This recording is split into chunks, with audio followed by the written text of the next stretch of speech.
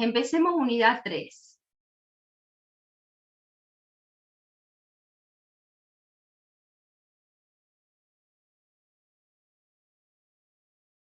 El primer texto que tienen de biografía es Marielena Almada, la escritura de Perrol, Grimm, Andersen, ficha de cátedra. Es una ficha corta, la tienen también, creo que en el Facebook, la tienen también como en archivos, la tienen, la biografía la tienen como separada, no en el archivo como está en la nube, pero por eso búsquenla, y si no, la piden, y todas las que estamos en Facebook ayudamos a poner la ficha ahí, ¿sí? Entonces, la primera ficha es muy importante, es una ficha sintética, es una ficha sencilla, fácil, en la que ustedes pueden ingresar a la escritura de Perrol, Grimm, Andersen, y Collodi, y Carroll, ¿sí? Son todos esos escritores que vamos a ver en esta primera parte de historia de la literatura infantil. El segundo texto es el de Soriano, Marx. Bueno, Soriano es un libro entero, es el libro, ¿sí? Es un libro entero que suele estar en los jardines, nadie lo lee, nadie lo agarra, una lástima. Es un libro bellísimo, es como si fuera un diccionario en donde ustedes buscan por orden alfabético cuentos maravillosos, hadas en la H, y aparece todo. Bueno, Marx Soriano es un teórico, investigador del campo de la literatura. Soriano es el apellido, no es Soriano. Y bueno, y es muy interesante el trabajo que hace de sistematización de categorías, conceptos, escritores.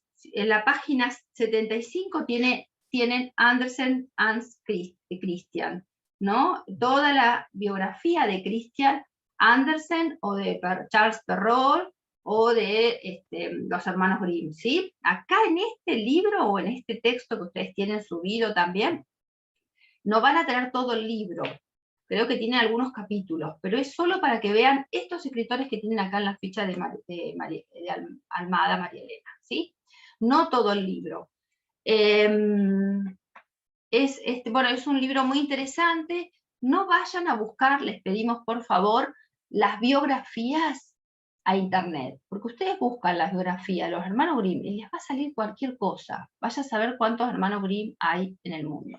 Entonces, ojo, porque a veces se presentan en los finales, o en el trabajo práctico evaluable, o en el parcial, hablan de datos de la biografía de los escritores que no son los que les damos nosotros en la cátedra. Entonces, como siempre, y ustedes lo saben, no todo lo que anda por internet es verdadero. Así que busco la biografía teórica, ¿sí?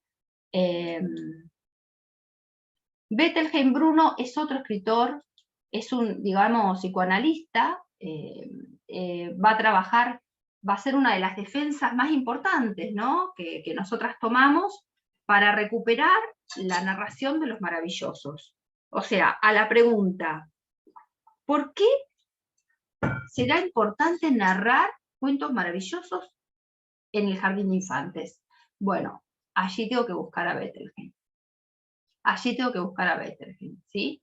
Es muy interesante, más tienen también un texto, un video de Marina Colassati, que también es una fundamentación, es un video, sí, no es un texto escrito, de por qué sí los cuentos maravillosos, y una entrevista también de Marina Colassati, que yo no la puse acá, pero la debería haber puesto en la biografía, ¿sí? Pero la voy a poner en internet, o sea, la voy a poner en el Facebook, y la voy a poner también en el aula, ¿sí? Acuérdense, Marina Colassati, ¿sí?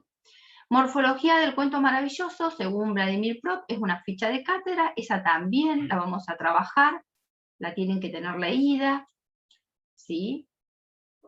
Las raíces históricas del cuento es otra ficha de cátedra que también vamos a recuperar. Y más adelante vamos a tener todo esto hasta acá, 1, 2, 3, 4, 5 textos, y más las entrevistas a Colassati, a Marina Colassati, y el video.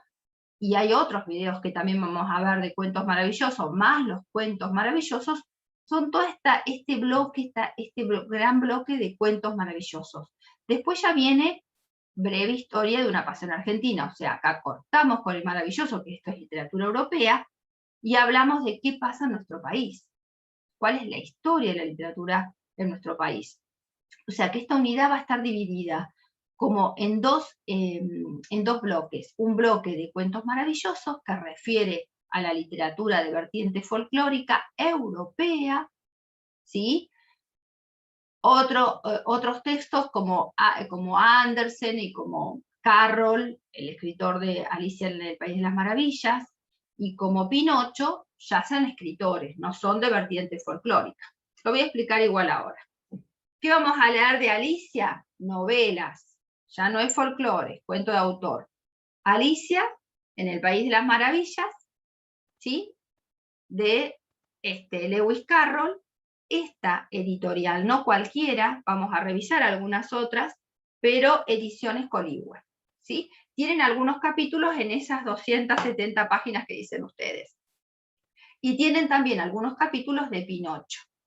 ¿Cualquier Pinocho? No. Ediciones Coligüe, traducción de Alma Maritano en este caso, y también hay otras traducciones de Laura de Betach. Es traducción de Graciela Montes. A ver, esperen, que lo corroboro, porque sí, traducción de Graciela Montes, Alicia en el País de las Maravillas, Ediciones Coligüe, y Pinocho, toda la novela completa, ¿sí? Pero les puse algunos capítulos, aunque sea, ¿sí? Ahora algunos capítulos, para el final todas las novelas completas, ¿sí? Entonces decimos dos zonas, una zona de literatura, historia y literatura europea, que se divide en dos, literatura de vertiente folclórica, y ahí tenemos Perrault y Grimm, y después tenemos literatura de autores, Andersen, Carroll y Collodi. Lo vamos a ver ahora igual, ¿sí? Entonces, Díaz Rohner también en la otra literatura, esperen que se me fue, literatura infantil de menor a mayor, son dos textos que van a hablar sobre literatura en Argentina, ¿sí? Y después, por supuesto, la selección de cuentos maravillosos, de Perrault, Charles Perrault, y de los hermanos Grimm. De los dos es necesario que tengan los textos leídos, ¿sí? Selección de los cuentos de Andersen, y ahí vamos a leer, bueno, en Perrault y los hermanos Grimm, vamos a leer todo lo que encontremos de Perrault y de los hermanos Grimm, pero específicamente Caperucita Roja, en Perrault y los hermanos Grimm, La Bella Durmiente, La Cenicienta, ¿sí? Pulgarcito, ¿sí? Rapunzel, todo lo que encontremos, algunos textos repetidos de los hermanos Grimm y de Perrault, y otros, bueno, de Perrault solo, ¿sí? O de los hermanos Grimm. Todo lo que encontremos de Andersen, Christian Andersen, ¿sí? Pero específicamente, ¿qué sí tengo que tener leído sí o sí? La Sirenita, y analizado, ¿no? Según la bibliografía teórica y lo que trabajamos acá, La Sirenita, El Soldadito de Plomo, El Patito Feo, y puede ser, no sé, La Vendedora de Cerillos o alguno de esos, ¿sí? Y por supuesto Andersen tiene más de 300 cuentos, así que todo lo que pueda leer y analizar va a ser bienvenido. Carlo Collodi, la novela que recién les mostré, traducción de Laura de Betach o de Alma Maritano, Ediciones Coligüe, y Lewis Carroll, Alicia en el País de las Maravillas, traducción de Graciela Montes. Selección de cuentos de la selva, cuando empecemos con literatura, historia de la literatura argentina, cuentos de la selva cualquiera, porque acá no hay traducción, entonces no importa. Bueno, nosotros tenemos especial reparo con las traducciones, ¿por qué? Porque, bueno, hay todo un trabajo de modificación en algún sentido del lenguaje y de la historia que se ve afectado cuando uno traduce un texto. En el caso de Cuentos de la Selva no hay problema, porque Horacio Quiroga no es de habla inglesa ¿sí? o no es europeo, todo lo contrario, entonces no hay problema, cualquier edición está bien. Y, por supuesto, selección de cuentos de María Elena Walsh, de toda su bibliografía. Hay varios, pero sobre todo cuentopos. Cuentopos del principio al final tienen que estar leídos todos los cuentos. Y la lectura de la novela de Aylan Kifke, que es la misma editorial, Ediciones Coligüe, esta. ¿Sí? Ya lo dijimos cuál tenemos que leer. Si no es esta, es cualquiera, digamos, ¿no? De Aylan Kifke, ¿no? Ya mostramos que hay varias ediciones. Lo importante es que la tengan leída. Bueno, cuentos maravillosos. Yo antes tenía una recta. Bueno, voy a empezar por acá y mañana les voy a mostrar la recta. Eso tengo que explicar. Mañana no voy a dar el teórico, se los voy a dejar grabado, ¿sí? Porque tengo una actividad de extensión, así que les dejo el teórico grabado y les pido por favor que lo vean y avancen. Tienen mucho para leer, así que avancen con la lectura de todos estos cuentos y todos estos textos teóricos, ¿sí? Cuentos maravillosos. Bueno, ¿qué cuento maravilloso tenemos ahí?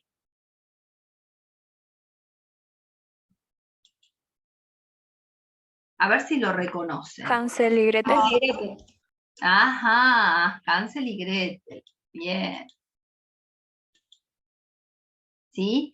Fíjense cómo aparece aquí, ¿no? Estas escenas tan conocidas. Bueno, Hansel y Gretel tiene que ser vuelto a leer y tiene que ser leído más que vuelto a leer, tiene que ser leído porque seguramente que ustedes lo han escuchado, ¿sí? O han visto alguna película, pero es importante que se acerquen al texto, que lo lean, porque bueno, a veces las versiones que nos han llegado son versiones modificadas, son versiones que están bastante distantes de lo que el texto original o de las primeras historias que el pueblo quiso contar, ¿no? Entonces es importante que vuelvan a mirar, a leer, o que lean por primera vez Hansel y Gretel, ¿no?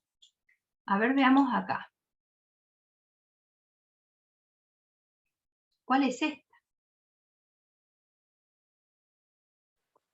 Blancanieves. Blancanieves, profe. Blancanieves, claro. Acá tenemos los enanitos, ¿no? ¿Y esta cuál es esta escena? La segunda vendría a ser.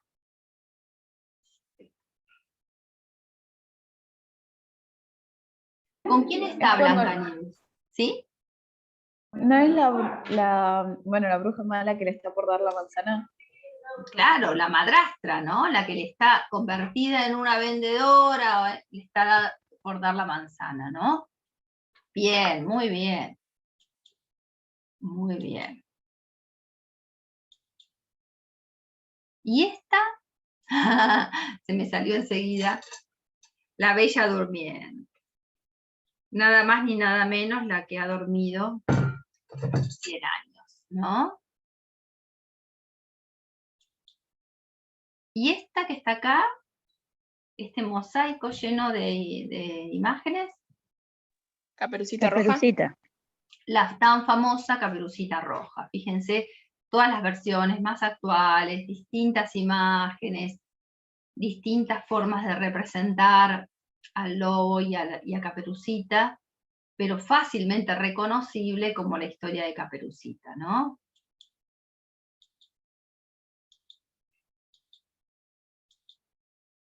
Bueno, cuentos maravillosos. ¿Qué son los cuentos maravillosos? ¿No? Bueno, son aquellos relatos populares denominados también como cuentos de hadas. ¿Es lo mismo decir cuentos de hadas y cuentos maravillosos? Sí, es lo mismo. De encadenamientos también, a veces lo nombran así. A veces se les suele llamar cuentos tradicionales también. Lo que pasa es que tradicionales incluye una serie de cuentos que no son necesariamente solo los maravillosos. Habrían otros cuentos de animales, también llamados tradicionales. Lo mejor es que podemos denominarlos cuentos maravillosos y cuentos de hadas, o cuentos de hadas, ¿sí? Son transmitidos de forma oral. Si ustedes recién estábamos conversando de que, bueno, ¿cuántas han leído Caperucita Roja? ¿Cuántas leyeron La Bella Durmiente? ¿Cuántas leyeron Rapunzel? Y en general no andamos leyendo esos cuentos. Sí son contados, son de narración oral, son transmitidos de boca en boca, ¿sí? Y son modificados, por supuesto. Cada generación lo cuenta de manera distinta, cada familia lo cuenta de manera distinta. Si ustedes prueban narrar Caperucita Roja en el jardín, los niños le van a decir, no, así no, mi mamá me lo cuenta distinto. Bueno, ahora lo contamos como cuenta tu mamá, yo cuento como lo cuento yo, después viene tu mamá y lo cuenta, después viene la otra mamá, y nos vamos a dar cuenta que todos contamos más o menos parecido el cuento, pero no exactamente igual, porque es una característica justamente de la tradición oral. El cuento va sufriendo transformaciones, pero va manteniéndose en común y va perpetuándose, conservándose la estructura narrativa, ¿sí? O sea, todos decimos que hay una niña que se llama Caperucita Roja, muchas veces decimos por qué la llaman así, porque la abuela le ha tejido, le ha dado una capa roja, una caperuza, la madre la mandó a la casa de la abuela, bueno, porque la abuela está enferma, se encuentra con un lobo. Hay una estructura, hay unos núcleos narrativos que son Caperucita Roja era una niña, la madre la manda a la casa de la abuela, se encuentra con el lobo. Esos son núcleos narrativos. O sea, más allá de que yo cuente, describa más o menos la Caperucita Roja, o dé algunos detalles diferentes a otros, lo que yo siempre conservo es la estructura narrativa, son los núcleos narrativos, ¿sí?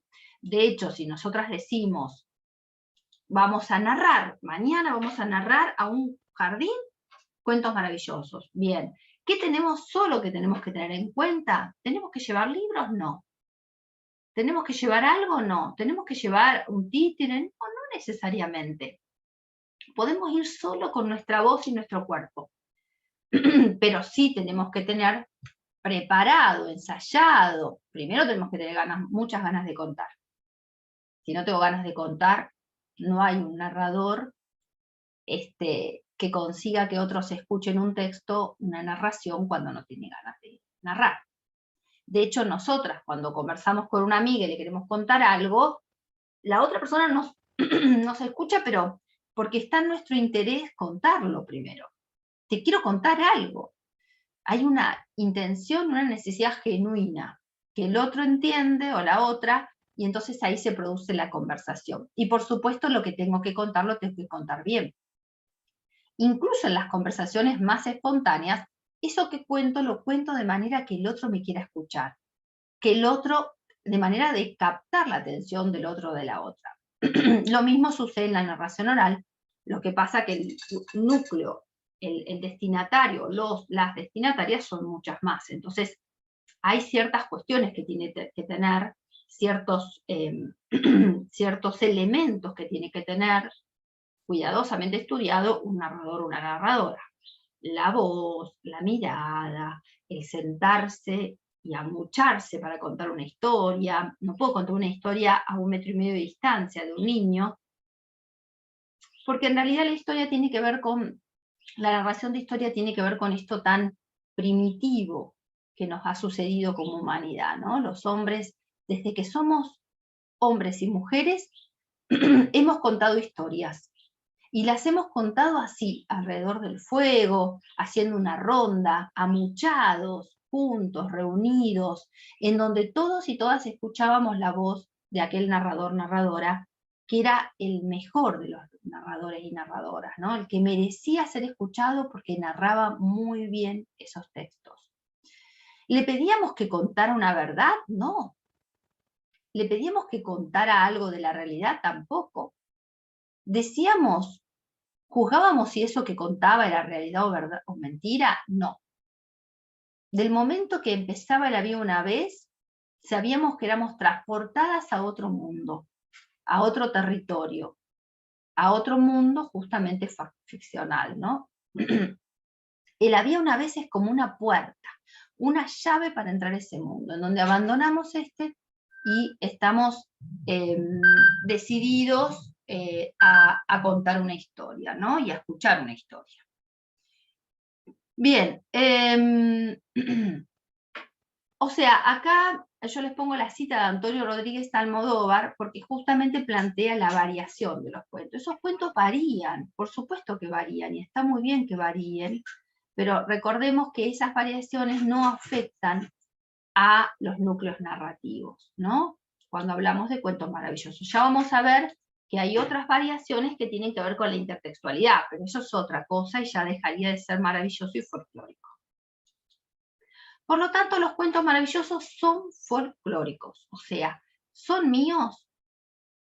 ¿Son de ustedes? Sí, son de todas, ¿sí? Son del pueblo. El pueblo los ha contado y han soportado, han sobrevivido siglos y siglos y siglos hasta el día de hoy. Fíjense el éxito que tienen los cuentos maravillosos, que en general no se transmiten de manera escrita. Podemos llevar, sí, un libro en donde esté la escritura de Caperucita Roja, pero no es necesario, ¿sí? Solo contándolo, ¿sí? Contándolo bien. ¿Cualquier cuento es un cuento maravilloso? No. El cuento maravilloso tiene una estructura, como dijimos recién. Siempre hay un personaje, muchas veces el personaje es un niño o un joven, que tiene que pasar una prueba. En el caso de Caperucita Roja, es una heroína que es invitada, en este caso dice expulsión del hogar, pero en el caso de Caperucita Roja no es raptada, no hay un rapto. En otros cuentos sí, la princesa es raptada. O el príncipe se aleja. El rey envía a su hijo a buscar tal cosa. En este caso, la madre manda a Caperucita Roja a adentrarse en el bosque y a llevarle la canasta a la abuela. O sea, siempre el texto comienza con un alejamiento del personaje, heroína o héroe. Y esto es importante, en la medida que los cuentos maravillosos, en los cuentos maravillosos esto no se modifica, siempre aparece allí. Y los héroes, digamos, en la estructura del cuento maravilloso hay una situación inicial, hay una situación nudo en la que sucede algo y hay un modo resolución, ¿sí? ¿Es importante esto? Sí. No solamente analizarlo, sino tenerlo en cuenta en la medida que ya vamos a ver qué le pasa a un niño o una niña cuando escucha un cuento en donde el héroe o la heroína sufre un daño, ¿no? O es enviado a un lugar lejano, ¿no? O sea, allí hay un desafío, ¿no? Allí hay una incursión en un mundo peligroso, ¿no? Y muchas veces desde el psicoanálisis y otros estudios plantean este alejamiento del héroe como parte de la vida, ¿no? O sea, en algún momento salimos de la casa de nuestros padres y nuestras madres y empezamos a caminar el mundo. Y eso se llama crecimiento, o sea, el alejarse del seno materno, paterno, implica no solamente una gran aventura, un gran desafío, peligros, encontrarse con personajes que pueden hacernos un daño, un agresor, se llama en el análisis de los cuentos maravillosos, ¿no? Sino que además el personaje va creciendo. Podríamos decir que los cuentos maravillosos son historias de héroes, heroínas que van creciendo, historias del crecimiento, ¿no? Caperucita Roja sale, se adentra en un mundo peligroso, es rescatada está en peligro, ¿no? Es agredida, es engañada, sufre una agresión y termina justamente con la ayuda del leñador y la reparación de ese daño, ¿no? Veamos acá. Profe, Sí, disculpe que la moleste. no, sí. Cuando usted decía de que tiene que tener una resolución final, usted la vez pasada decía que para los niños es muy importante como que se cierre la historia, que haya una justicia entre comillas y el malvado pague por lo que le hizo al héroe o a la heroína, ¿no es cierto? Tal cual. Tal cual. Es necesario para la constitución de la subjetividad, ¿no? En la medida que yo, por eso los cuentos encantan tanto a los niños y a las niñas, ¿no? Y necesitan ser contados y los piden una y otra vez, ¿no? Porque si bien hay esta situación de peligro que sufre el héroe y la heroína, siempre hay alguien que ayuda, ¿sí? Siempre hay un donante. En los cuentos maravillosos, en el análisis de cuentos maravillosos hablamos de donante, de agresor, de donante. Siempre hay alguien que ayuda. Y escuchar una historia en la que alguien sufre un daño, pero además es ayudado por otro, por otra, es muy reparador. Es necesario, ¿sí? En la medida que yo que voy conociendo el mundo y voy entendiendo el mundo, voy dándole sentido a este mundo como un lugar en el que se puede habitar, que más allá de que haya alguien que te agreda, siempre va a haber alguien que te ayude, que te salve.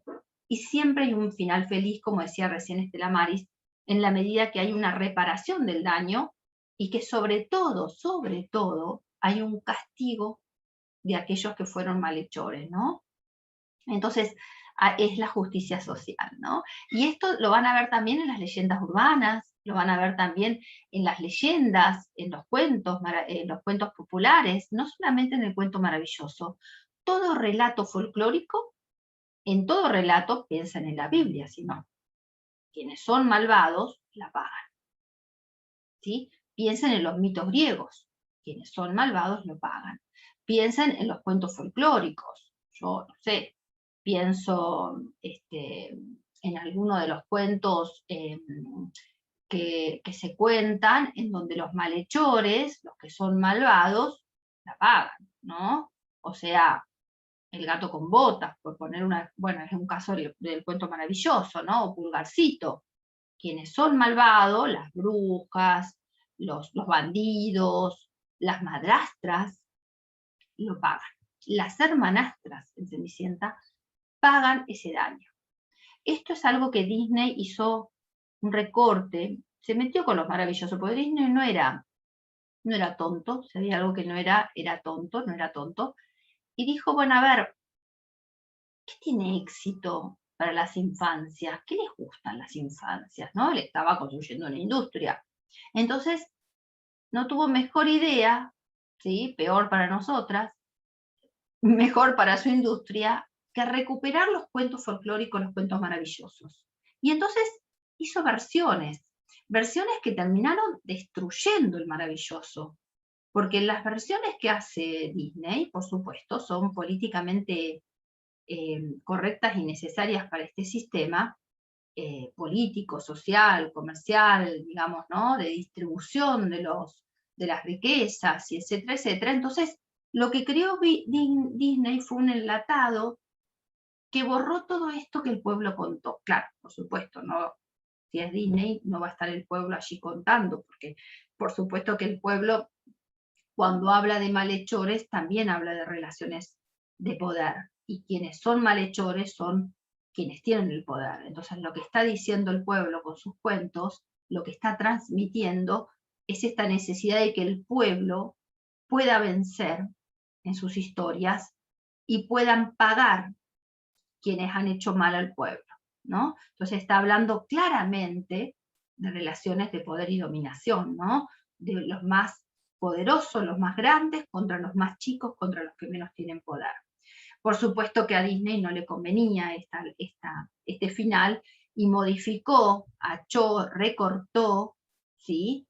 Todos los textos a fin de que terminara con el perdón, por supuesto, ¿no? Varios de los cuentos terminan con que los malos no son tan malos, relativiza y banaliza todo lo que en los cuentos está bastante delimitado.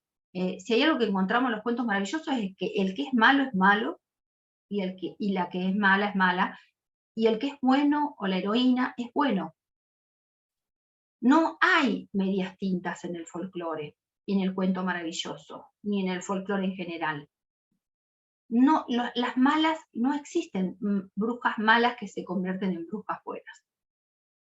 En todo caso, existen algunos personajes, por ejemplo, pensemos Pulgarcito, que llega a la casa del ogro y es ayudado por la mujer del ogro, la ogra. Y es ayudado por ella. Ahí el donante en Pulgarcito es la esposa del ogro. Pero no hay un cambio en la construcción del personaje de la ogra, que es mala desde el principio y después se transforma en buena, sino que desde el principio ayuda a Pulgarcito y sus hermanos, ¿sí? No hay perdón en los cuentos maravillosos. No hay perdón en Cenicienta. Cenicienta no perdona a sus hermanas. Y el cuento maravilloso tampoco perdona la maldad y el ensañamiento que tuvieron las hermanas contra la Cenicienta. Así que es importante, importantísimo, se los ruego que lean los textos de Perrault y de Grimm, ¿sí? Si no va a ser difícil, si ustedes todo el tiempo de esta unidad la transitan con lo que ustedes vieron de Disney, porque ustedes se criaron con Disney, no, vamos a estar muy complicadas para poder poner en revisión ese relato, ¿no? Por eso tienen que leer las versiones de los hermanos Grimm. Yo sé que son largas, en algún punto son difíciles de leer, hay mucha información, piensen que es una escritura del siglo XIX, entonces hay unas maneras, unas formas, un lenguaje, un vocabulario que nos es ajeno, pero hay que hacerlo para poder entender los relatos, poder conocer cuáles eran los relatos, algunos de los relatos, y para eso tienen que leer los hermanos Grimm, en primer lugar, ¿no? Después Perrault. Bien, entonces... Sí, aparte Disney ¿sí? también nos desplaza mucho de lo que es el libro físico, digamos, porque están los nenes atrás de una pantalla, no tienen un contacto físico con un libro o con un lector. Tal cual. Ni siquiera recupera la escena esa, porque podría haber empezado diciendo esta ronda de cuentos, ¿no? Yo les voy a poner a ustedes, no, ya está puesto en plataforma, unos videos del contador de cuentos, el narrador de cuentos, que es un ciclo español bellísimo, en donde van a poder ver la figura del narrador. Como el narrador, que es un viejo con un perro, le cuenta al perro las historias, ¿no? Y ahí aparece el fuego, ahí aparece la contada, la transmisión de boca en boca, la escena de relato folclórico, ¿no? De contada.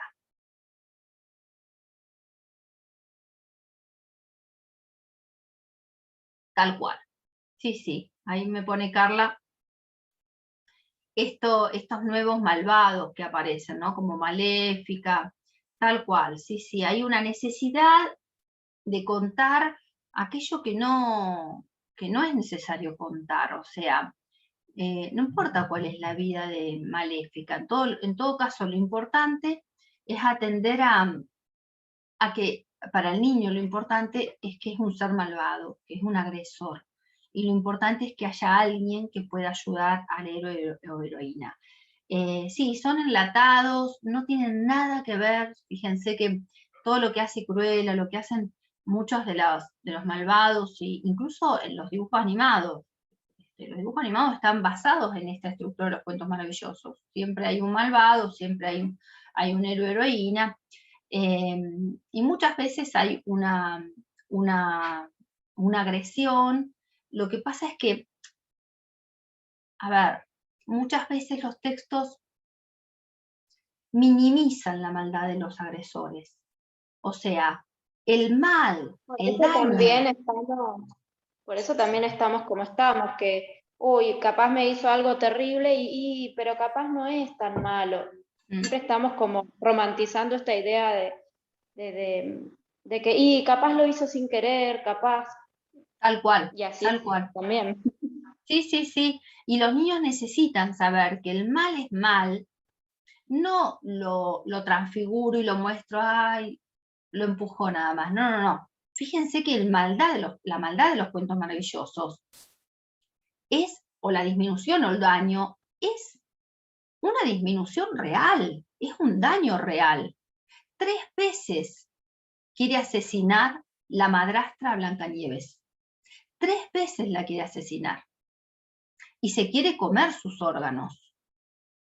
O sea, la maldad es una maldad real. O sea, es como entendible el tema de que por ahí es muy chocante para un niño tener este cierre, ¿no? De que esta visualización de que la madrastra 3 veces la quiso matar y se quería comer los órganos y todo. Pero tampoco romantizar esto de que, y bueno, capaz no era tan mala, no existe, hay cosas que no.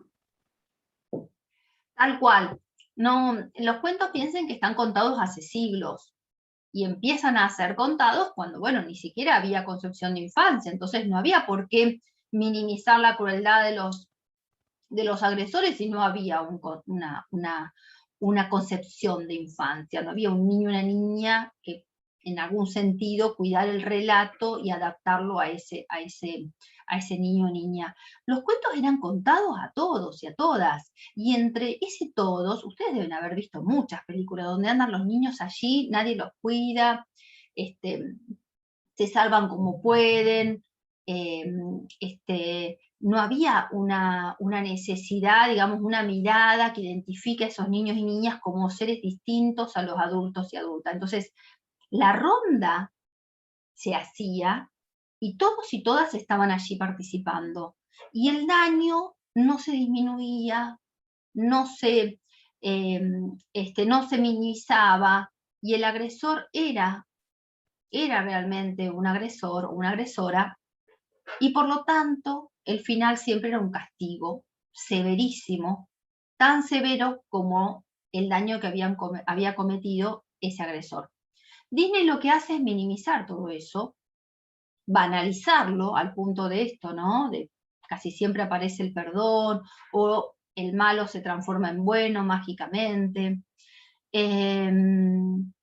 o se explica por qué era malo, ¿sí? Y por lo tanto se atenúa. Siempre. ¿Cómo? Como que se justifica siempre sí, la maldad de, ay no, era malo porque cuando era chico, y ahí te cuentan otra historia, te arman otra película y seguimos justificando el maltrato. Tal cual. Y la maldad se minimiza. Por lo tanto, si se minimizo el daño, minimizo el lugar del agresor, ¿no? Y esto es complicado. ¿Por qué? Yo no digo de contar que la madrastra se quería comer los órganos, pero yo puedo hacer, por supuesto, modificaciones al texto. Pero tiene que ser un castigo en esa modificación que yo hago, adaptación a ese público lector, a ese público que va a escuchar el maravilloso. No puedo minimizar el castigo. No puedo decir, entonces, Cenicienta termina con que las hermanastras la perdonan y nunca más, la Cenicienta perdona a las hermanastras y nunca más las hermanastras se portan mal, ¿sí? O la agreden. No, no porque, como decía recién Génesis, estoy mostrando algo que no es reparador. No es reparador. Les puedo asegurar que no es reparador que el mal triunfe. Nosotras mismas, cuando escuchamos que el mal triunfa, y que triunfa siempre en nuestra sociedad o muchas veces, es muy desalentador. Este mundo se vuelve menos habitable cuando el mal triunfa. Entonces, el mal es el mal no se modifica, o la maldad, como ustedes la quieran llamar, y por lo tanto debe quedar claro qué es lo malo y qué es lo bueno, ¿no?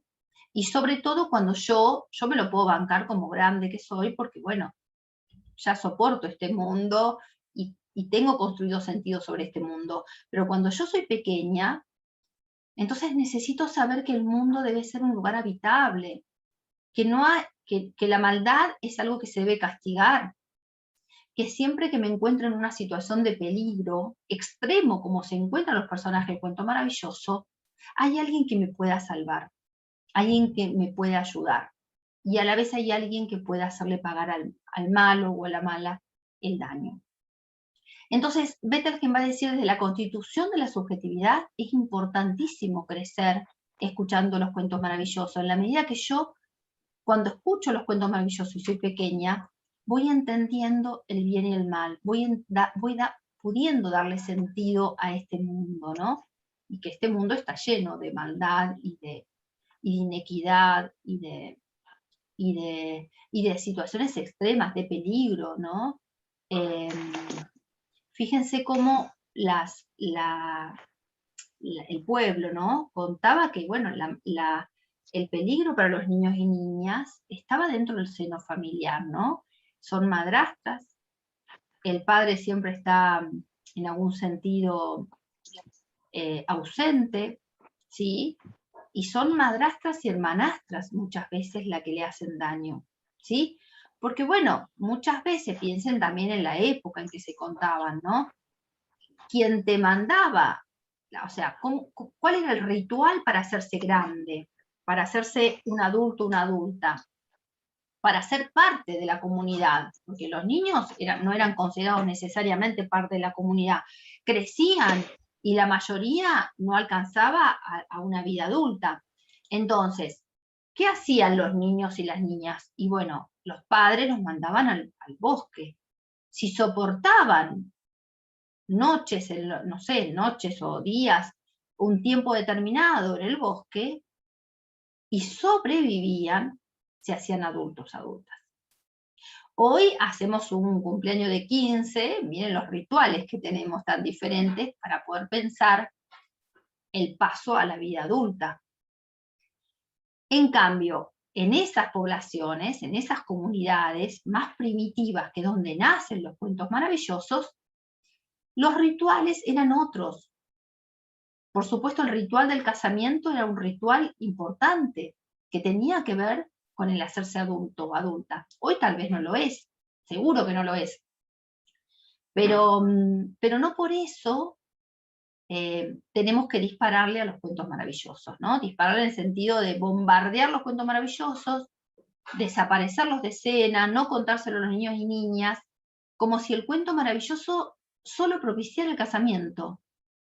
Cuando un niño, una niña escucha casamiento, final feliz, colorín colorado, no está escuchando necesariamente la institución casarse, está escuchando el final feliz, está escuchando la posibilidad de la vida, está escuchando la posibilidad de salvarse, la posibilidad de crecer y de hacerse grande, la posibilidad de ser autónomo, autónoma, ¿no? De tener autonomía, de ser una adulta.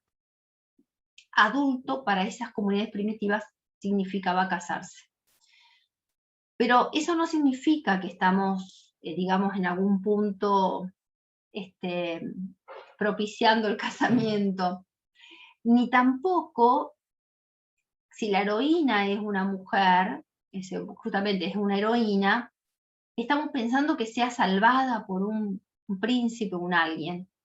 Entonces ahí no estamos diciendo, bueno, las mujeres debemos ser siempre salvadas por alguien, y entonces el feminismo viene a decir, no, paren. Las mujeres no tenemos que ser siempre salvadas por un príncipe. Pero el problema es que los varones también, los héroes también son salvados por alguien en los cuentos maravillosos. No solo las heroínas son salvadas. Pero aparte no siempre tienen que ser salvaciones, digamos, de que te salvo y después nos casamos, sino que pueden ser que te salvan, pero puede ser una madre, un padre, un tío, una tía. Digamos, es como poner en concepto esto de que si tengo problemas busco ayuda y siempre va a haber alguien que me va a ayudar, pero no siempre tiene que ser, no sé, el amor de mi vida. Claro, bueno, yo daba el ejemplo recién de Pulgarcito. Pulgarcito no lo salva un personaje distinto a una ogra, lo salva la ogra, la esposa del ogro, ¿sí? Que le advierte y le dice que el ogro se los va a comer a la noche. Entonces, ahí hay un donante ¿sí? Pero que no se casa con ella ni nada. Pero hay alguien que sí le advierte y que lo ayuda. A veces son ladrones los que lo advierten y lo ayudan, a veces los ladrones son pienso en el video que van a ver ustedes, del narrador de cuentos. Allí quien salva al niño, el niño de la buena estrella, se llama el video, que necesito que ustedes lo vean para que lo podamos charlar. Allí quien salva al narrador de cuentos, quien lo ayuda, es un ladrón. Quien lo ayuda es un ladrón, no se casa con él, por supuesto. Entonces, no siempre en los cuentos, como decíamos recién, el donante es un príncipe o es alguien que ayuda, no necesariamente, ¿sí? En el caso de Blancanieves ya lo veíamos, en algún sentido son los 7 enanitos que la ayudan, ¿sí? Y después no se salva con un beso Blancanieves. No hay beso. Si ustedes miran el lugar y las acciones que ocupan los príncipes, por ejemplo, en el cuento de Blancanieves, por ejemplo, en el cuento de la Bella Durmiente, van a ver que no son de tanta osadía y tanta valentía, ni pelean con 7 ejércitos, ni dan la vida por esa princesa.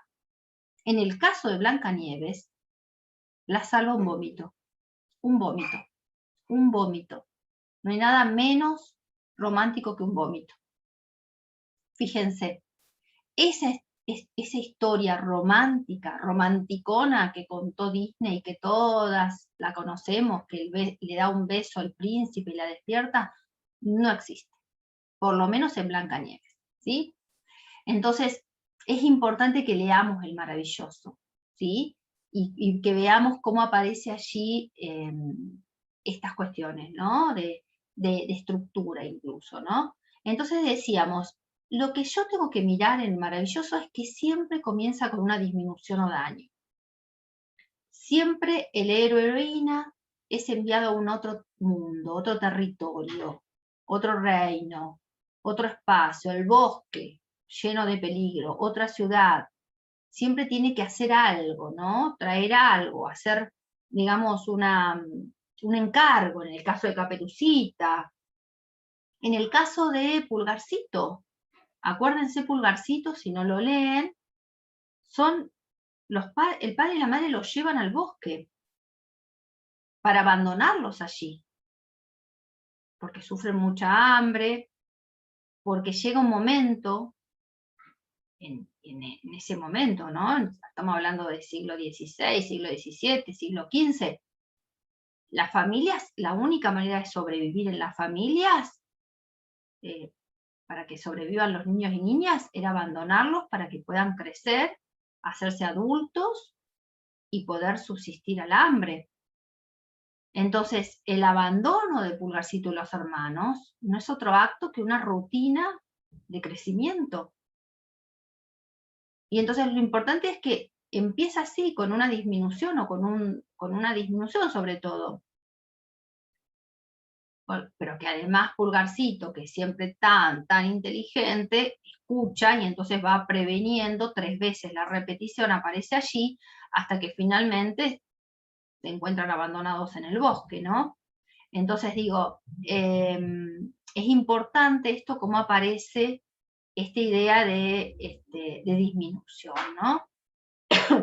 Se desarrolla a través de la partida del protagonista el encuentro con un donante que le ofrece un objeto o encantado u otro tipo de ayuda, ¿sí? Bueno, aparece muchas veces este objeto. Piensa en el gato con bota.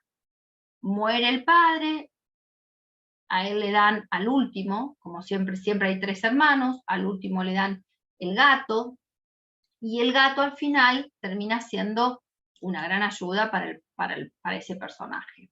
Más adelante, un enfrentamiento con el agresor, ¿sí? Y luego el regreso del héroe, heroína, casamiento, y bueno, esto lo pueden encontrar en Raíces históricas del cuento de hadas de Vladimir Prout, ¿no? Es importante que busquen todo esto para poder revisar la estructura. Empecemos a hablar del primerísimo que vamos a hablar, es Charles Perrault, Carlitos Perrault. Perrault es Perrault porque es francés, ¿no? No es Perrault, es Perrault. Nace y muere en Francia, miren las fechas, 1628-1703.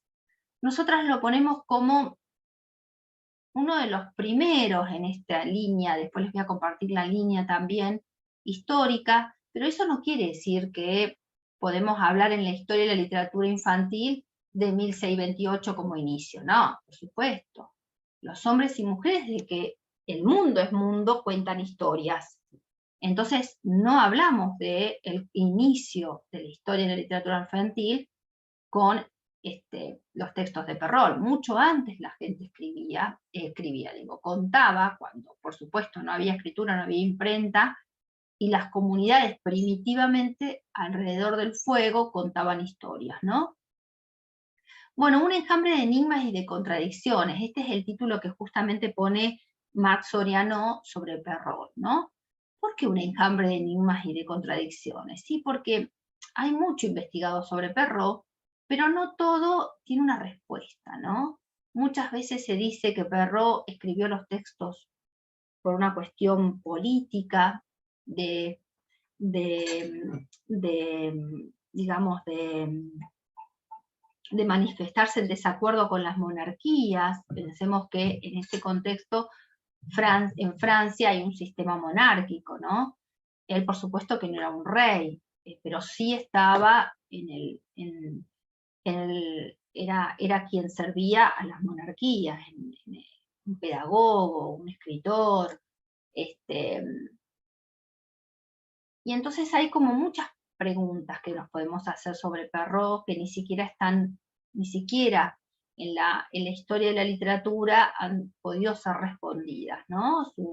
Su lugar tan complejo en este sistema de monarquías en la Francia del siglo XVII, ¿no? Perrault escribió para niños, para niñas, sus relatos son folclóricos. Perrault es un amigo del pueblo porque escribió folclore, o no lo es. Lo que sí podemos decir que sus textos no son para niños y niñas de ahora, ¿no? Pensando en los niños y niñas de ahora. Y tampoco lo fueron para ese momento, aunque podemos decir que eran textos dirigidos a los hijos e hijas de los reyes. Fíjense, ahí está la monarquía, ¿sí? Sobre todo los hijos del rey, las hijas del rey Sol, ¿no? ¿Cuál era el rasgo esencial en la escritura de Perrault? La moralización indirecta. O sea, los cuentos, y acá lo pueden ver su libro, Charles Perrault, Los cuentos de Mamá Oca, que fue publicado, justamente el rasgo esencial es la moralización indirecta. O sea, cuenta la historia, toma del acervo cultural, del acervo folclórico. Él ha escuchado las historias que cuentan las sirvientas, que cuentan la gente que trabaja en el castillo, ha escuchado esos relatos y los transforma, los modifica para ser enseñados, para ser contados a las doncellas, hijas del rey Sol, ¿sí? Cortesanas. O sea, lo moral de la época cristiana toma, ¿no? Allá en esos cuentos que contaba la gente en el pueblo, los modifica, los transforma, le da un toque de moral, ¿sí? Toques ligeros en el texto para mostrar ese mundo, digamos, en algún sentido, más de la realeza, atravesado por lo moral, por lo que está bien y por lo que está mal, ¿no?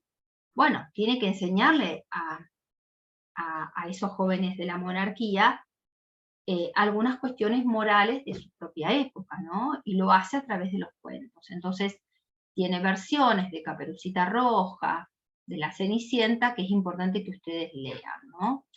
En donde más vemos este lugar de lo pedagógico en el texto de Perrault, sobre todo, es en la moraleja.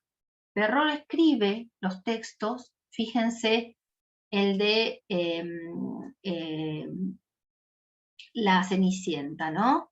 Fíjense, la belleza es un tesoro para el bello sexo. uno se harta jamás de admirarla, uno no se harta jamás de admirarla, pero aquello que llama buena voluntad vale más aún y ni siquiera tiene precio. Eso le otorgó a Cenicienta la madrina al educarla e instruirla, y lo hizo tan bien que la convirtió en reina. Y esto es lo que este cuento enseña. Bellas, ese don más que estar peinadas, para conquistar un corazón, para tener lo que se ama, la buena voluntad sola es el verdadero don de las hadas. Con él todo se puede, sin ella no se puede nada. O sea, fíjense cómo está aquí jugando la moral de la época, ¿no? No alcanza con ser bellas, dice Perrault, sino que hay que ser buena, ¿sí? Hay que tener buena voluntad, hay que ser bondadosa, ¿sí? Entonces, educación, instrucción. Aquí está diciendo cómo debe ser una mujer, según Perrault, ¿no?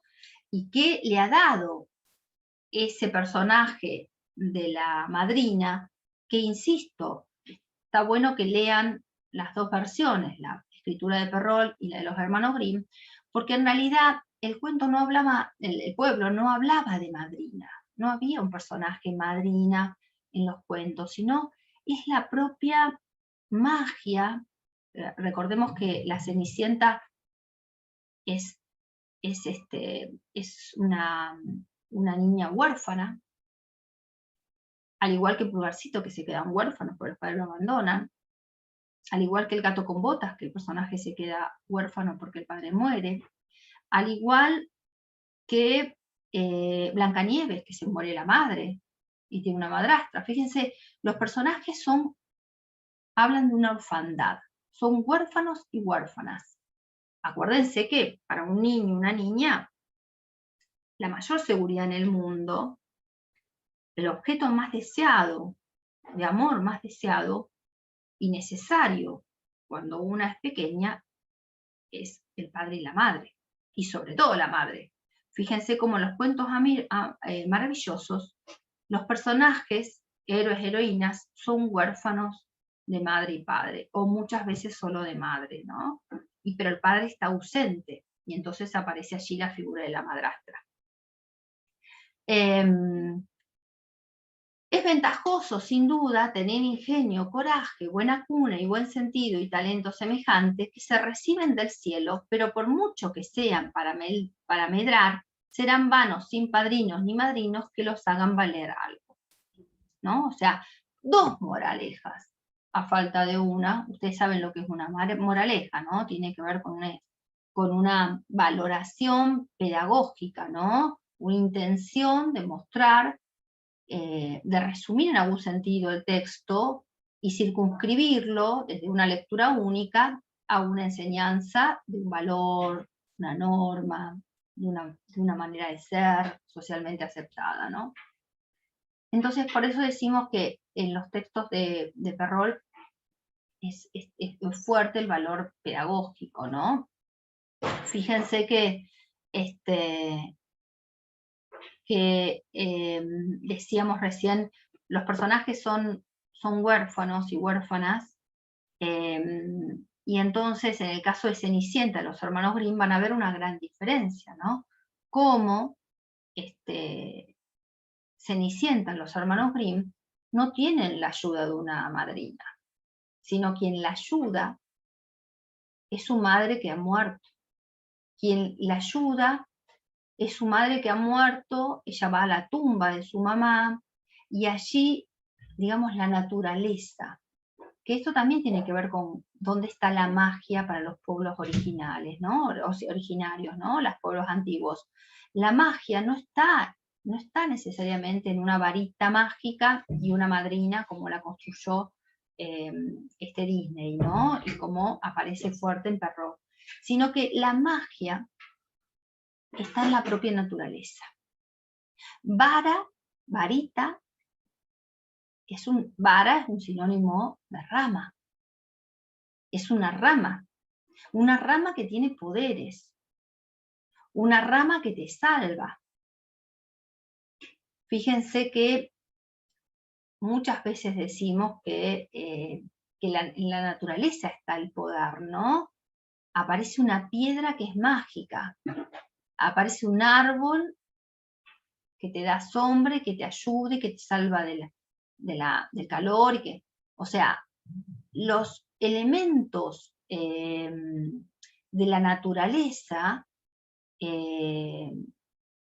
son los que provocan la magia, ¿no? Es el río, o es el mar, o es una rama de un árbol, una piedra sagrada, una montaña, ¿sí? Una guarida. O sea, la naturaleza está allí abrigando y ayudando, ¿sí? Dándole cobijo y reparo, en algún sentido desde la magia, a los personajes bondadosos y buenos, ¿no? Fíjense la enseñanza, la moraleja de Caperucita Roja, estamos hablando Perrault, ¿no? Aquí vemos cómo los jóvenes, sobre todo las jóvenes, guapas, de buen talle y amables, hacen mal prestando oído a jóvenes de cualquier clase que no tienen nada raro, sino, no lo puedo ver acá, tantas veces el lobo se come, digo lobo porque no todos los lobos son de la misma especie, los hay de humor paciente, sin escándalos, sin hiel y sin cólera, que amaestrados, complacientes y dulces, siguen a las señoritas hasta las casas por las callejas, pero hay quien no sabe que estos lobos dulzones son más peligrosos que los lobos. O sea, es claramente un texto de advertencia, el cuento de Perrault, el cuento de Caperucita Roja de Perrault, ¿no? O sea, fíjense que si ustedes leen y comparan el cuento de Perrault, de Caperucita Roja, con la escritura de los hermanos Grimm, van a ver que en el cuento de Perrault, por supuesto, termina en que se la come. Es un claro texto de advertencia sexual. Dirigido a las niñas,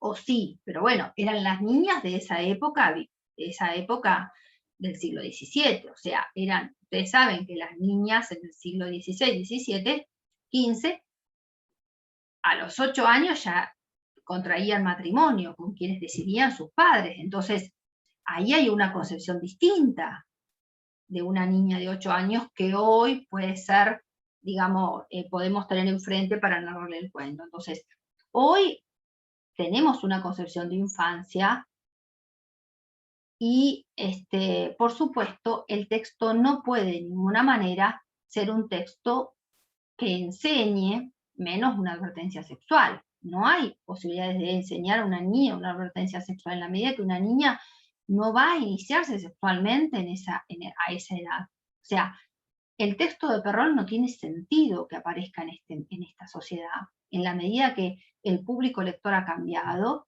y en la medida que la literatura para Perrault servía para domesticar, para enseñar, para advertir. Por supuesto que si él tenía que armar un texto, tenían que enseñar, básicamente lo que enseñaba a esas mujeres, niñas, digamos, muy pequeñas, que contraían matrimonio, era esto, que debían contraer matrimonio e iniciarse sexualmente con quien su padre y su madre decidían. Y por supuesto no con cualquier joven del pueblo, que muchas veces era más atractivo, más lindo, más que el viejo panzón con el que te hacían casarte a los 8 años porque era rey de no sé qué territorio, imperio. Entonces, Perrault lo que hace es justamente adaptar los cuentos, modificarlos los cuentos. No digo que Perrault sea un mal escritor, Perrault tiene una excelente pluma, escribe muy bien, pero el tema es que, bueno, transforma los cuentos folclóricos en relatos de advertencia sexual. El pueblo no advertía, porque para el pueblo la iniciación sexual era parte de la vida, y no había un destino, no era que uno se tenía que casar con otro, no, se casaba con quien se casaba, o sea, se juntaban, o sea, y la idea de juntarse y de iniciación sexual tenía que ver con la posibilidad de conservarse como pueblo, ¿no? Distinto a lo que pasaba con la iniciación sexual en los castillos, en los imperios, en los reinados, ¿no? Entonces, la discusión es si es una adaptación fiel o infiel. Bueno, la estructura del relato se racionaliza, se simplifica y se estiliza. Si ustedes leen el cuento de Perrault, por ejemplo, Caperucita Roja, van a ver que allí no hay un pueblo contando. Allí hay un intelectual, un escritor de la nobleza, un pedagogo, como era Perrault, escribiendo un texto adaptado con una finalidad moralizante. Aparecen temas cristianizados, por supuesto, allí aparece lo que está bien, lo que está mal, bueno, el conservarse y reservarse para esa noche de inicio sexual,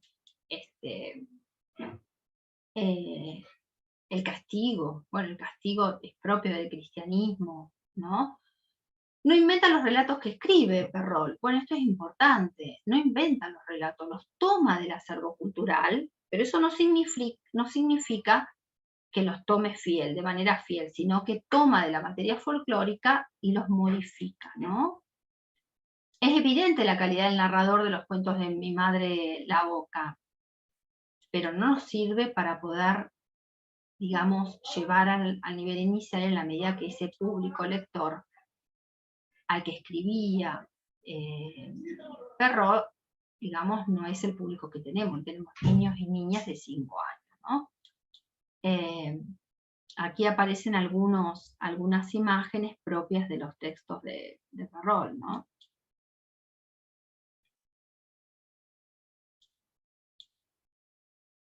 Bueno, y los hermanos Grimm, en cambio, bueno, los hermanos Grimm son Jacobo y Willem, son los hermanos conocidos como los hermanos Grimm, pero son 2 personas, por supuesto, son 2 hermanos. Ellos no, ellos ahí ya estamos en el siglo XVIII-XIX, estamos en presencia, siglo XVIII sobre todo, en presencia de filólogos, ¿no? A diferencia de Perrault, que trabajaba para la corte, los hermanos Grimm son filólogos, son estudiosos de la lengua, estudiosos del folclore, bueno, pertenecen a una familia burguesa intelectual alemana, estudiosos de la lengua alemana, ya no estamos más en Francia, estamos en Alemania, ya ha pasado, digamos, aunque son medianamente contemporáneos, pero ha pasado un tiempo entre la escritura de Perrault y la escritura de los hermanos Grimm. Lo que hacen los hermanos Grimm es recopilar los cuentos orales, recopilar, no es lo mismo que adaptar y modificar como lo hizo Perrault, sino que al ser estudiosos de la lengua, ellos recopilan las versiones orales. Por supuesto que las transforman, por supuesto que las modifican, por supuesto que hay alguna especie de adaptación a los cuentos, a la época, a los valores de la época. Por ejemplo, la gente, el pueblo, en Alemania contaba las historias, por ejemplo, de Caperucita Roja, o por ejemplo de Cenicienta, en la que las malvadas no eran la madrastra, sino muchas veces era la propia madre quien te acechaba y quien en algún sentido ponía en peligro tu propia vida, ¿no? Porque piensen que estamos hablando en ese siglo y en cómo subsistían del hambre, pocos llegaban a la edad adulta. Entonces, los que ocasionaban el daño muchas veces eran el padre y la madre. Esos eran los relatos que contaba el pueblo, ¿no?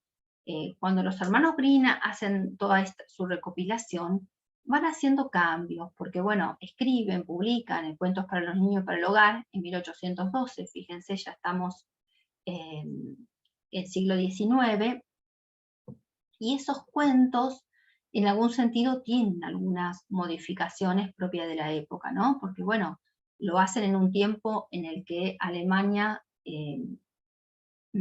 siglo XIX, ustedes saben que, bueno, las naciones estaban justamente pasando este periodo de organización de los estados, constituyendo la unidad nacional, y bueno, y frente a una unidad nacional y a una constitución de un estado único, por supuesto que tiene que estar el folclore, tiene que estar las historias, tiene que estar las instituciones del Estado, y por supuesto tiene que haber una lengua, ¿no?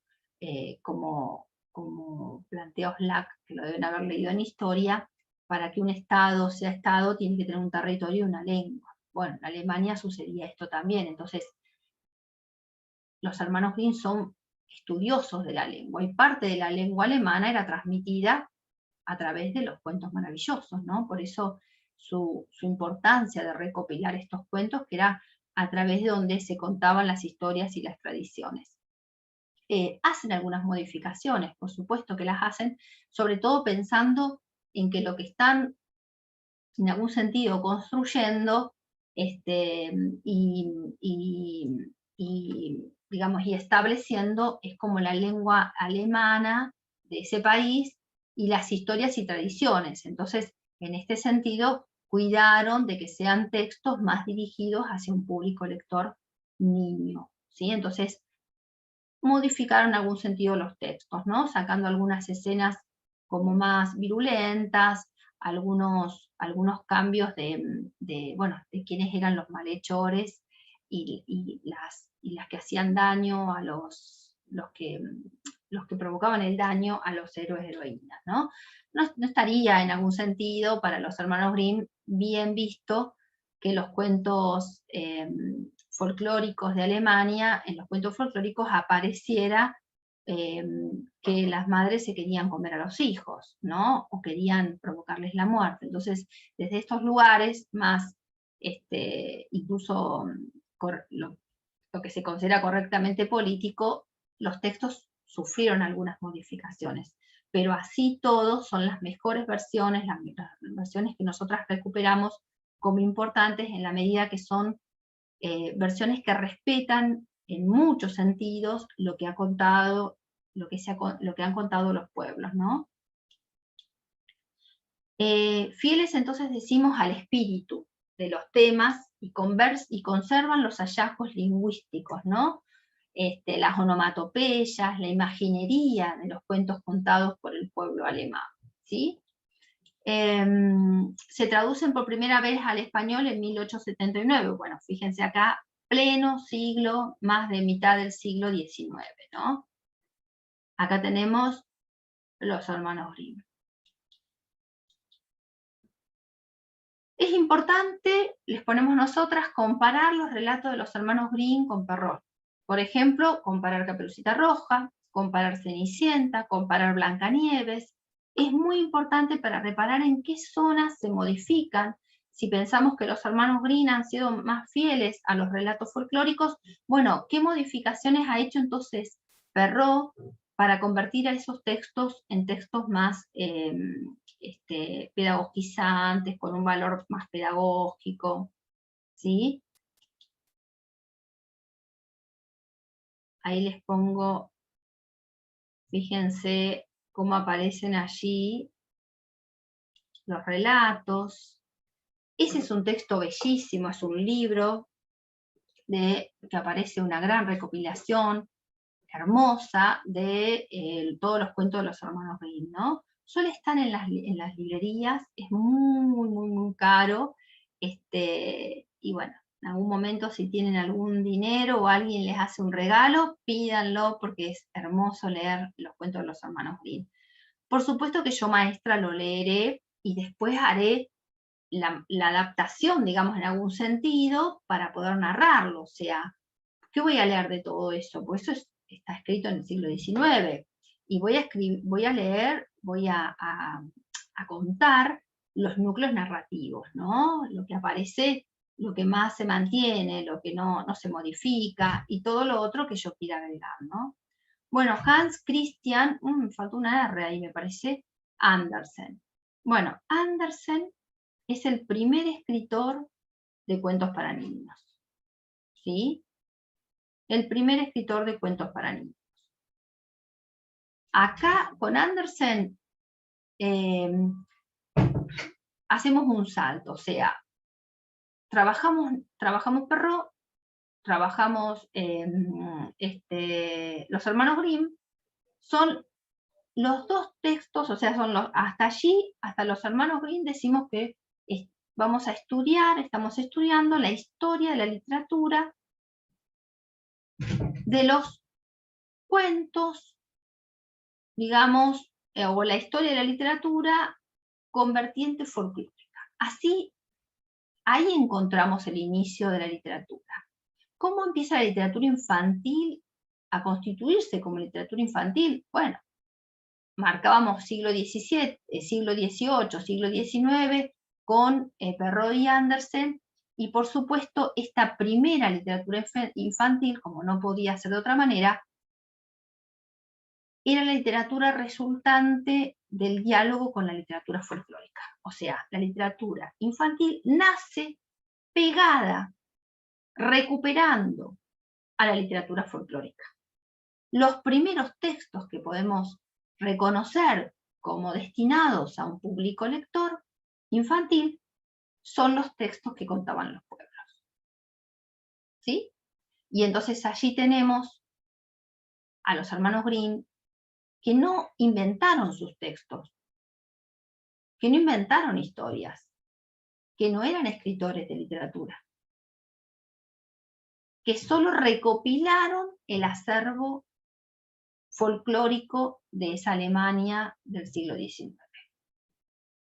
O el trabajo que hizo, ¿no?, sobre los textos escritos Perrault, que si bien hoy no los podemos recuperar porque están destinados a un público lector distinto, niñas y niñas a punto de casarse, y en una vida monárquica, hoy no tenemos ese destinatario, en Perrault encontramos estos relatos, que toma también, no inventa los textos, sino toma del folclore, pero los modifica, ¿no?, pensando en esta intención pedagogizante. Los hermanos Grimm, de todos estos relatos de vertiente folclórica, nos quedamos siempre con los hermanos Grimm, en la medida que los hermanos Grimm han sido más fieles a los textos que contaba el pueblo, ¿no? Con Andersen ya hablamos, siglo XIX también, ya hablamos de un escritor, alguien que inventó y escribió cuentos destinados para niños y niñas. Por supuesto, ya estamos en el siglo XIX, ya hay unas posibilidades, digamos, de ver y de visibilizar la infancia distinta a los adultos y adultas. Y aparece este escritor, ¿sí?, dinamarqués, que fíjense que lo consideramos el primer escritor de literatura infantil, y es tan importante porque el Día del Libro Infantil es considerado, bueno, muchas veces es reconocido como el 2 de abril, ¿sí?, justamente recordando el natalicio de Andersen, y bueno, y lo nombramos como el primer escritor de literatura para niños, ¿no? Bueno, acá tenemos un cuento que es justamente El trompo y la pelota, que es muy interesante leer. Bueno, no sé si este dibujo es El trompo y la pelota o El soldadito de plomo, porque tienen, en algún sentido, son juguetes en los dos, pero puede ser, porque acá está la bailarina también. Hay varios personajes y el patito feo también puede ser que esté allí, ¿no?, en esta imagen de Andersen, ¿no? Bueno, es importante que ustedes lean la vida de Andersen, en la medida que en la ficha de cátedra van a encontrar algunas indicaciones sobre cuál fue la vida de Andersen, porque bueno, siempre decimos que la obra de los escritores no puede estar siempre supeditada o solo supeditada a la vida de ellos, ¿no? En la medida que quien escribe ficción, no escribe su propia vida. Pero en el caso de Andersen hay algunos elementos de su vida, algunas situaciones de su vida, ¿no?, de su biografía, que han intervenido en en esta escritura, en la escritura de los cuentos, ¿no? Que él imaginaba. Bueno, pensemos El Patito Feo, ¿no? Es un texto en donde aparece una fuerte referencia a la belleza, ¿sí? Una valoración hacia lo que es bello, y lo que es bello, lo bello merece la vida, ¿no? Y lo que está enfermo, atrofiado, viejo, merece la muerte, ¿no? Merece el descarte. Esto lo podemos ver en El Patito Feo, lo podemos ver en El Soldadito de Plomo, si ustedes conocen la historia, pero es importante, otra vez insisto, que lean estos cuentos en la antología que nosotros les dimos, o pueden buscar en Ciudad Seba, que es un espacio donde nosotros también les ponemos siempre, que están los relatos, los cuentos de Andersen, ¿no? Es importante que los lean, porque fíjense que es reconocido el mayor premio, que es casi como el premio Nobel de literatura infantil, se llama premio Hans Christian Andersen, ¿no? Y sin embargo, nosotras siempre decimos en la cátedra que es un escritor que no se puede leer sus textos en el jardín de infantes, ¿no? Si bien lo reconocemos como el primer escritor que escribió para niños y niñas, toda su obra, en algún sentido, responde a valores de belleza, de disputa entre la vida y la muerte, cuestiones de género, sobre todo el valor ideológico de su obra, porque ha sido un buen escritor, una buena pluma, un buen trabajo con la escritura, pero sus relatos de invención, o sea, sus cuentos que él inventó, no su recopilación, porque también al igual que los hermanos Grimm, él recopiló folclore y tenemos varios, no sé, por ejemplo, el traje del emperador, que es un cuento folclórico, ¿sí? Recopilado por Andersen. Está muy bien y eso hay que seleccionarlo, pero su trabajo de inventiva, sus cuentos, la verdad que responden a cuestiones ideológicas en las que sería interesante que si ustedes lo lean podamos discutir, ¿no? Si acaso podemos elegir un cuento en el que se pondera la belleza como un valor determinante para la vida o no, ¿sí? Esto también lo tenemos que discutir, ¿no?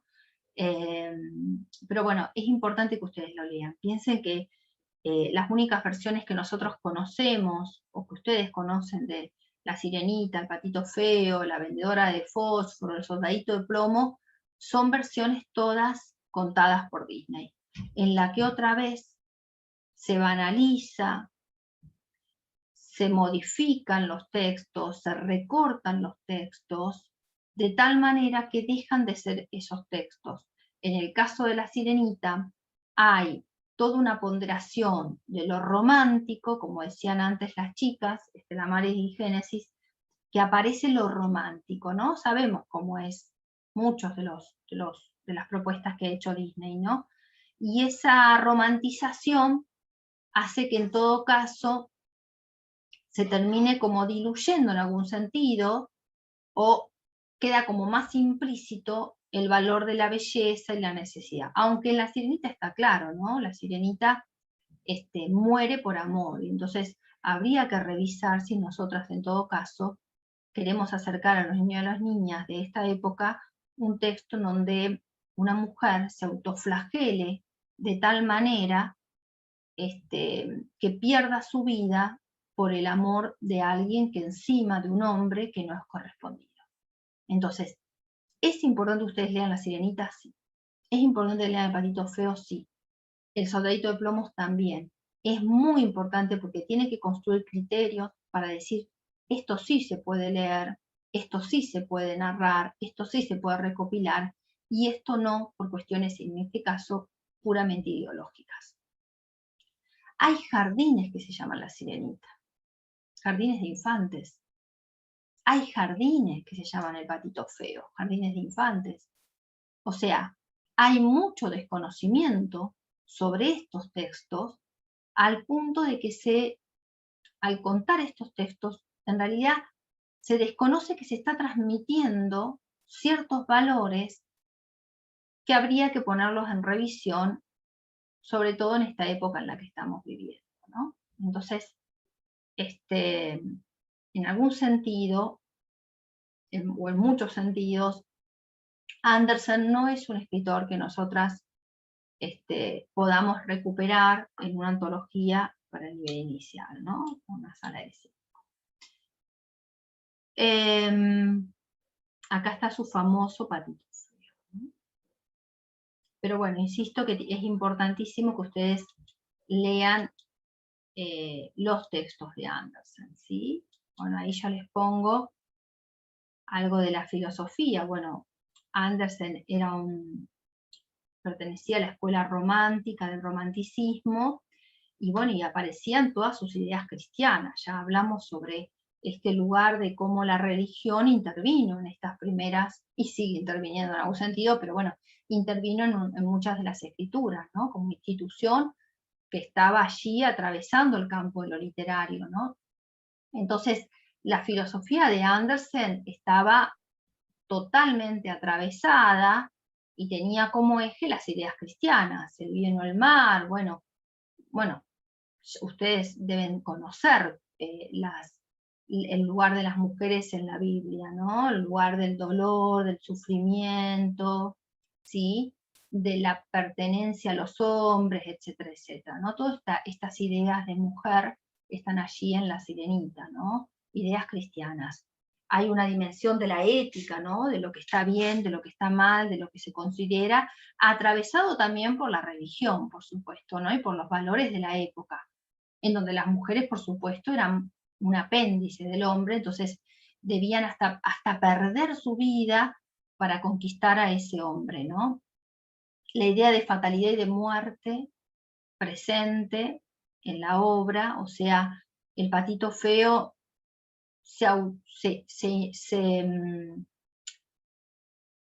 ay, no me va a salir la palabra ahora,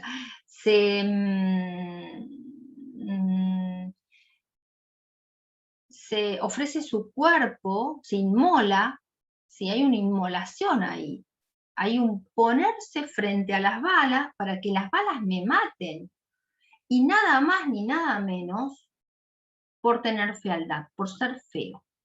O sea, fíjense la idea de muerte, o sea, solo viven, solo tienen derecho a la vida quienes tienen belleza, ¿no? La exaltación de la belleza y la juventud, ¿no? Acá tenemos historia de la literatura, y acá yo fui ubicando en esta historia de la literatura cuentos de mi madre la Oca. Yo se los voy a dejar, ya está, no se los voy a dejar porque ya está este PowerPoint de la línea de tiempo, ¿no? Cuentos de mi madre la Oca, fábulas con moralejas, y acá están algunas características que revisamos hoy. Perrault no inventa los relatos, escribe, los toma del folclore y hace versiones de esos cuentos, ¿no? Cuentos que nunca fueron contados para niñas, ¿no? ¿Por qué? Porque los cuenta y los transforma y los modifica, y están destinados a un público lector que son las señoritas de la corte del Rey Sol, ¿no? Hay una formación moral en esos cuentos, y acá yo pongo siglo XVII, ¿no? Acá los hermanos Grimm, ya estamos en el siglo XVII, siglo XIX, cuentos de los hermanos Grimm. Ahí sí hay una recopilación, en la medida que son filólogos.